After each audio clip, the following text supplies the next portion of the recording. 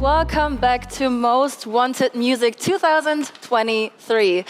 Today is about new technologies and how we can use them to reach our personal needs, goals, and dreams. I'm Jonna and your stage host for today. And back in high school, my friends and I would exchange CDs in order to share our favorite music. Sounds almost prehistoric right now, right? Because today we just open an app and it spits out a personalized playlist, a service I use almost daily, and I must admit sometimes it even feels like the algorithm knows me better than most of my friends or even myself. The technology feels like magic to me because there are no human ears involved. It's just an artificial intelligence listening to music, finding patterns, characteristics, and finding something new. Musiio creates AI and machine learning that does exactly this. Mastermind and former CEO Hazel Savage will give us an outlook on how the humanized music and tech market could look like in 5 to 10 years. Give a really big and warm round of applause for Hazel Savage. Thank you so much. Hi everyone. It's my first go on the clicker. Haven't seen it before now, but I'm pretty sure I can figure it out. Thank you so much. I'm here to deliver a keynote today about artificial intelligence. So hopefully this is the hot topic on everyone's lips, what everyone's talking about. And I will just wait for the keynote to come up on the, I'm hoping it's coming up on the big screen. Otherwise, only I can see it, which is slightly less interesting. We'll just give it a second. That is my name. I am Hazel. Hi there. Do we have a little tech support for the keynote to come up on the screen? There we go. Boom. Done.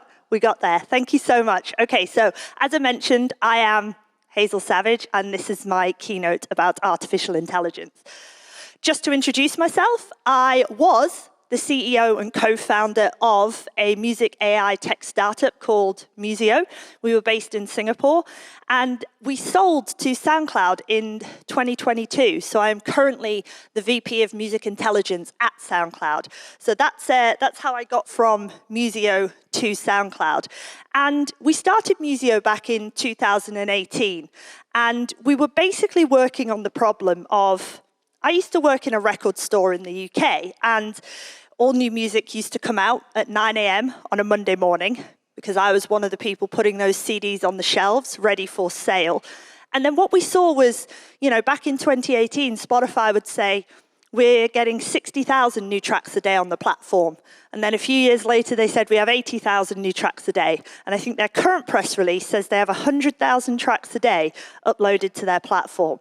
And I was like, how do we go from 5 CD singles a week to 100,000 tracks a day without causing a few issues in our data pipelines and how we discover music and how we listen to music?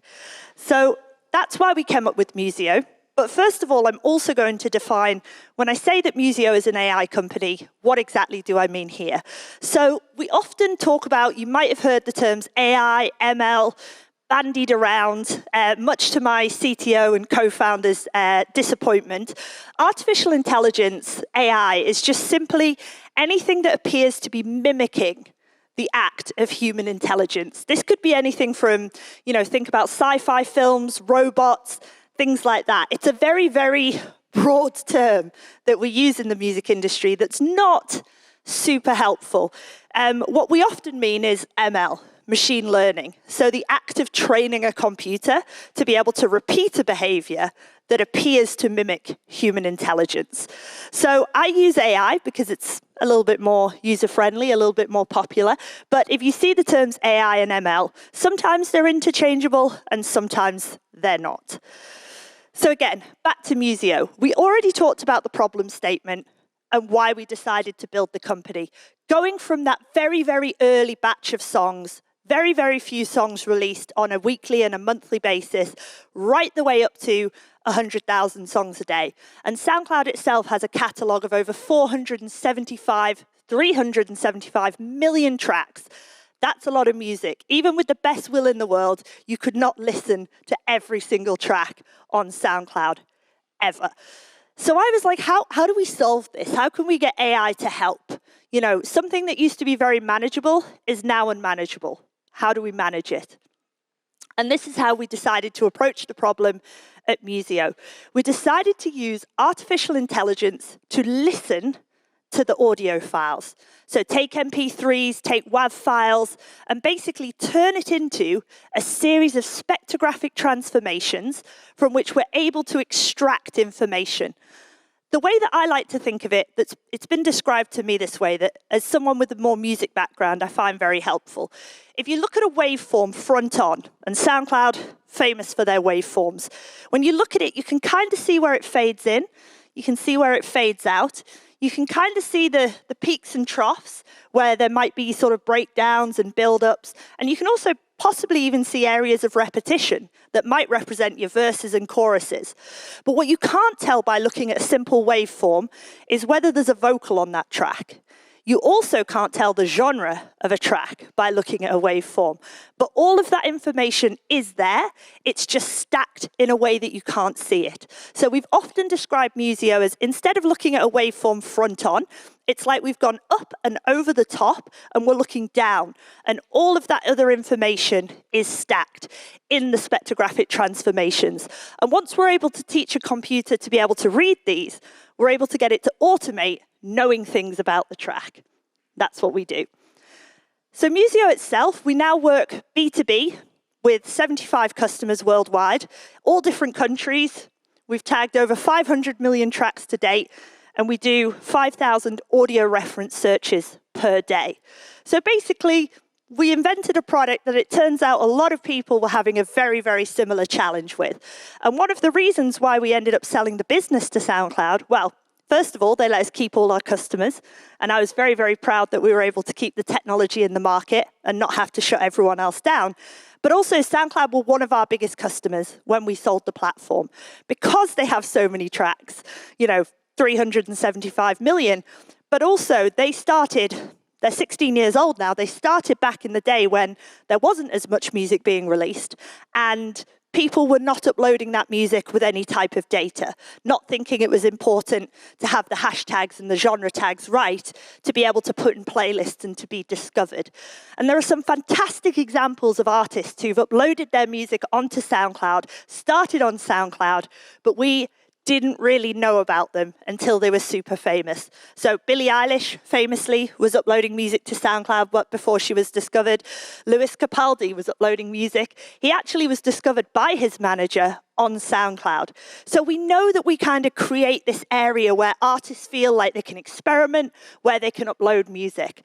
And that's what we want to do. So we started out with SoundCloud as a client, and we were just tagging their database, letting them know what genres they had, letting them know what key they were in, whether they had vocals, how good the recording quality was. And SoundCloud found that really valuable. How do you manage 375 million songs? And then more recently, we've done extra things that we're super proud of, such as a program we call First Fans. And this is where I start to talk about what I call AI for good. And it's the idea that everyone who uploads their music to SoundCloud through Nextpro, which is our distribution platform, how do we make sure that they don't end up with 0 plays? How do we solve for that problem? So what we're doing is we're using the same technology, the same fingerprinting, transformation, looking down on the waveform. We're using that to look at everything that gets uploaded, and then to analyze that fingerprint and find a group of 100 people that we think, based on their listening behavior, would like this track. And then we're able to introduce the tracks to the audience. And we're trying to get 100 plays for every single track uploaded. So we're in beta at the minute, and it's been going well. Lots of people are finding that previously they might have uploaded tracks and got 0 plays, and now they're finding an audience. So solving for that cold start problem in the music industry is something we're very passionate about, and we think that AI can help. Because of course, we could hire 1,000 curators, and we still couldn't manage to do it manually through playlisting. So that's one of the initiatives that we're working on. I'll give you more of an example of how the technology looks, and you can play along at home, which is a fun one. And I have chosen for my example the song by the Scorpions, because we are in Germany, and I am also a massive classic rock fan. All my examples are pretty much hair metal. So I apologize for anyone who's seen me speak before or is not a big Bon Jovi fan, because I am a little one note when it comes to that. But here you go. Here you can see an example of our technology in progress. So what I did was I went to YouTube and I grabbed the Scorpions track, Rock You Like a Hurricane. If you don't know it, absolute banger. Just going to put it out there. And of the several million listeners, I make up a portion of that, certainly. And so what I did was I grabbed the URL from the YouTube video, and I went to the lovely bit.ly link where the G has jumped down to the next line, but bit.ly/Musiio tag. And that takes you straight to the demo on the Musiio website, which is free to use. You can drop a track in. So anyone who wants to experiment with a little AI tool themselves, this is a great way to get into it without having to stress too much. So what I did was I went to our demo, I dropped in the URL for the track, and in real time, we will fingerprint that audio, and we will generate these tags based on the audio file itself. So we don't pull any other data from YouTube. We're not calling Spotify's API to get data. We're simply looking at the audio file, albeit in this case, an audio file from YouTube. So what you can see is here I've taken a screenshot from our website of what the tag results look like. So the first thing we do is we look at the content type. When we first started the business, we simply told people whether something was music or not music. But as we kind of grew and got more and more customers, such as BMG, Hypnosis, Sony Music, we've realized that a lot of people have catalogs that have much more than just music or broken audio files. Quite often they'll have podcasts, they'll have sound effects, they'll have samples. So we actually now have 8 different content types, so we get a little bit more granular. So what we've got here is music, and then in brackets, 76%. Now the percentages in this demo are how confident the AI is that that tag is correct. So it's not like it's 76% music and something percent something else. It's just 76% sure that's an accurate tag, which I'm happy with. It is music. That's a good tag. And then we get to the genres. Of course, back to my old favorite. We've got metal, classic metal, and rock. And you can see that as 80%, 61%, and 44%. Now, what this lets you do is it lets you decide if you want to display your data, say you're a streaming service or you're a label. Maybe you have like primary genre and subgenre. Maybe you're only allowed to show 2 genres, in which case we drop the one with the lowest score. Or maybe you say, just don't show anything below 50% surety, because yes, it's a good tag, but I'm happy with the first 2 tags. So having these percentages lets our clients be flexible with the data that they have as well. It also might be that you just say, anything over 80% is a primary genre, everything below is not. And actually, if that percentage surety drops below 40%, on the demo, we add the prefix with elements of, because we don't feel like we can claim it's a primary genre below 40%. So as well as genre, we have an energy spectrum, we have moods, we have an emotion spectrum, we have instruments. And these are really the instruments that the AI can hear within the track. And then we get down to my favorite, the vocal section. So first of all, we'll tell you whether a track is vocal or instrumental. Lots of the catalogs we work with are production music, so lots of instrumental tracks, and then lots of labels, lots of vocal tracks. We have vocal register. You can display this as sounds like male, sounds like female, mixed. You can display it as high register, low register, whatever works best for your catalog. And then how much vocal is on the track. There's a high presence of vocal. And then in this case, go Scorpions, no auto-tune. Probably because maybe at the time they were recording it was not the done thing / available. But obviously you'll see it a lot more if you drop in some modern hip-hop tracks in there. So again, these vocal tags let you understand a lot about a song without having to manually listen. And we currently do this to the tune of about 5 million tracks a day, globally, across all of our clients. So lots of new music every day, and lots of it needs data. And then the sentence at the bottom, everything in bold is also a tag. And you can see here that we've said it's medium quality. And what we're referring to is the recording. Medium quality, it's not a judgment. If you drop in Bohemian Rhapsody by Queen, same thing shows up. It's more indicative of the era of which this was recorded. And also you need to factor in for the fact that sometimes a YouTube upload is not necessarily the best quality audio. But when we're working directly with a catalog and we have access to the original source files, sometimes that metric can change. So we know it's a medium quality recording. It's in E minor. It's a tempo of 126 beats per minute. And a good use case for this track might be extreme sports. I'm not particularly an extreme sports fan myself, but I am a big fan of the Scorpions. So we do this sort of 20 to 30 pieces of metadata per track. And it really helps our clients depending on what they want to do. So we have another client based in the US called BeatStars, who get about 20,000 songs, or should I say beats, uploaded to their platform every day. And the idea is other rappers and producers can go in, search the beats, pay for them, collaborate on them, and then create their own music. Now, one of the challenges BeatStars had was that as people, producers and users were uploading their beats, they weren't really adding any metadata to it at all. Apart from outside the odd hashtag, they'd add Drake type beat, Chance type beat, which when you're trying to search through beats is not super helpful. They wanted to know the BPM, they wanted to know if there was a key, they wanted to know if there was any vocals on them to start with, so that when their users search their database, they can be much, much more specific about what they want, and therefore much more likely to find what they want, and then much more likely to make a purchase, download that music, or collaborate. So we're looking at very kind of real-world applications for this technology. We have a bunch of other use cases on the website for specific clients, from labels to sync to production music. I also just wanted to briefly touch on a little bit about, more broadly in the AI space, music AI space, what I'm excited about in the future, forward-looking. And I know we didn't touch on it yet, but I've described Musiio in some detail. And what we consider ourselves is a descriptive AI company. So we're not downloading huge databases of music and asking an AI to produce tracks that sound similar to the tracks that we've just shown it. We're using AI to be descriptive, to tell us things about the existing audio.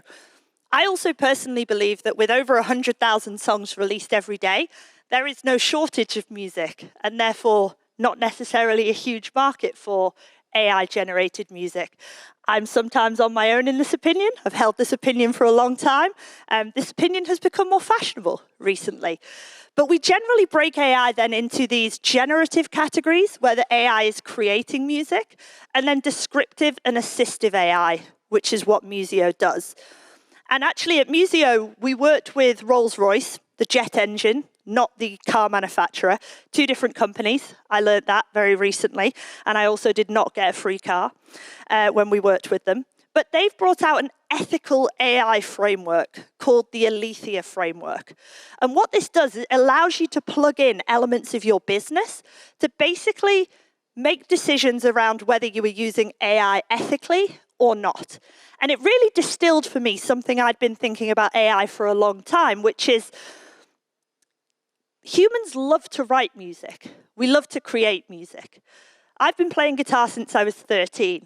I am not very good, but that doesn't matter, because when I was 13, I got my first guitar and I taught myself and I played in my bedroom for at least 2 years before I did a single show, and I never really made any money or a career from it. But we don't need to, because humans will do it anyway, just because we enjoy it. So do we need to replace something that people already love to do? Perhaps not. But then also, I always think of AI in terms of, is it something that it's possible for a human to do? So humans can create music quite easily. Lots of examples right through history of humans creating fantastic music. What a human can't do is tag the metadata, genre, key, BPM, to 5 million tracks a day. Even if I hired 1,000 people, I still couldn't do that volume. And it would be really inaccurate as well. People get tired and hungry after lunch and their accuracy drops right off, but not the AI. So I kind of consider this work a little bit like drudgery. And if it's too drudgery, if it's too boring, it's too tedious, humans don't really want to do it. I tagged 1,000 songs. It took me 2 weeks. And I did that just to see what it was like, to see if AI really was a 10x better solution. And I believe it is. And I think our clients do as well. So the idea is, if it's not something that humans can physically do, or not something they want to do, then AI is a great solution. So I've been using that framework to think about the AI companies and the future of AI that I'm excited about.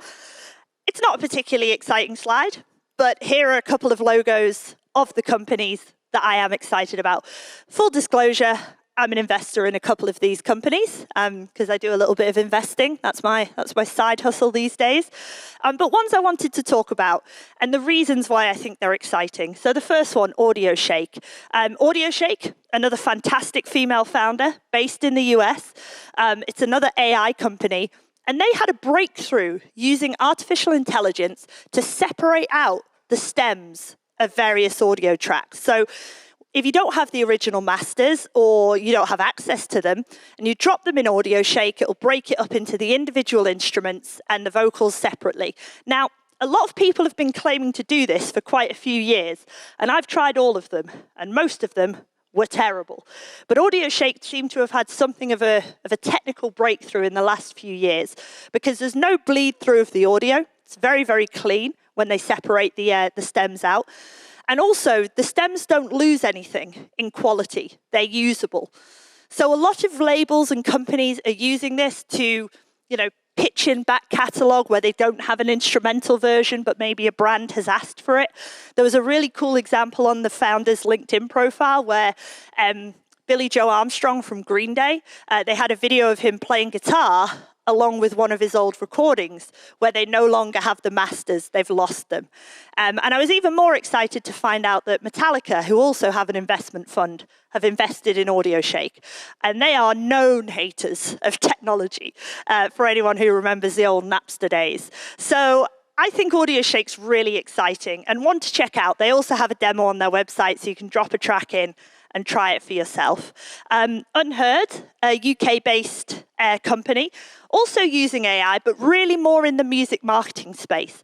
And I was so excited about this company because when they first showed me their product demo, it's basically an app that you sign up as an independent artist, it pulls in all your data, and then it auto-generates a to-do list. You should pitch to this gig, you should pitch to this playlist, you should send out this press release. And I was like, this is incredible because not only are we getting 100,000 tracks uploaded every day, these are the artists who, they're not music marketing experts, they're not managers, they're creatives. So how do we scale that side of the business? How do we tell these artists what to do and help them and guide them in their careers? So it's a super exciting product and tool designed for independent artists. That really appealed to me.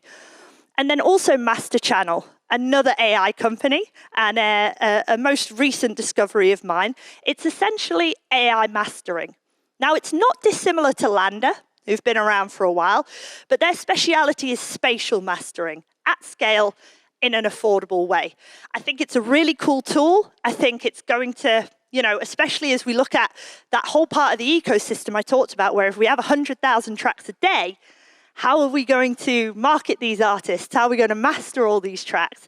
So I think Master Channel is a great solution, especially in the spatial audio area. And then the last one, Make It. Despite what I just said about not being a huge fan of generative AI, Make It is a generative AI company. And I think that's because even if it's not the first thing we think of, we cannot ignore this space. But what I like to see, and what I like to see with a company like Make It, is a really experienced team, ex-TikTok, ex-Cameo, working on a legal use case of the technology. I don't want to see people scraping streaming services to build their models. I want to see people who've done direct deals that are contributing back to the artists, or in the case of Make It, they're not using AI-generated beats. The beats are more like BeatStars. They're producer-made beats, and they're all on the platform. And then essentially, the AI element is when you sing over the top, when you rap over the top. It's AI-edited tools and it's AI-edited effects. And one of my favorite things about Make It, and I love a TMI, I turned 40 this year, is when you sign up for Make It on their website, it asks for your age. And I think it's like, if you're under 13, you can't sign up. But then it's like, 13 to 15, 16 to 20, 20 to 22, and then 22 plus. So I think that told me everything I needed to know about. I'm definitely in the 22 plus category, and this is who the audience is aimed at. This is a large way that Gen Z are looking at music and incorporating it into their work streams. So those are some companies that I'm interested in. I just follow the music press. I follow Music Biz Worldwide, Music Week, the Music Network, and I'm always looking for new companies. And there's a lot of people moving into the fan and creator space. I think people are realizing, if we had 10 years of CD and cassette, then we had 10 years of downloading, and we've had 10 years of streaming. What's the next evolution of music? And a lot of people believe it's the connection between the fan and the artist. If artists can find their fans directly through the First Fans program at SoundCloud or other ways, then really that's how you build a sustainable career as an artist. And that's very interesting to me. So I hope to be adding more logos to this slide as I meet more and more exciting companies in the future. And that's it. That's officially my keynote. I love to connect with people. So if you'd like to add me on LinkedIn, this is my name on LinkedIn. And thank you so much, everybody, for coming. And it's been an absolute pleasure. I believe there's a Q&A session happening next, just around the corner in Palais. So I will be there in short measure. And thank you for having me. Have a great day, everyone.